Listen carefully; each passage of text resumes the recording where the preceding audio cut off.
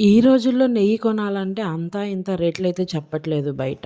బిలోనా స్టైల్‌లో అయితే నెయ్యి తీసుకుందామని చూసాము. కానీ కాస్ట్ అనేది టూ మచ్‌గా ఉంది. కొన్ని ఆన్‌లైన్ వెబ్‌సైట్స్‌లో గూడా చూసాము. ప్రైస్ అనేది మరీ హైలో ఉంది. 15,000-2,000 ఆ ప్రైస్‌లో అయితే ఉంది. మేము నార్మల్‌గా ఇంట్లోనే చేసుకుంటాము 1 వీక్‌కి ఒకసారి. కానీ ఇంట్లో చిన్న పాప ఉండడం వల్ల నెయ్యయితే సరిపోవట్లేదని కొంచెం బయట నుంచి బై చేద్దామని అయితే చూసాము. కొన్ని ప్రొఫైల్స్‌లో. కానీ చానా రేట్ ఉంది. చూడండి ఇది అయితే 1 వీక్‌ది ఎంత సాఫ్ట్‌నెస్‌గా ఉందో. మిక్సీ పట్టేసిన తర్వాత నీట్‌గా వాటర్‌తో 1-2 టైమ్స్ క్లీన్ చేసుకొని పొయ్యి మీద అయితే కాగబెడుతున్నాను.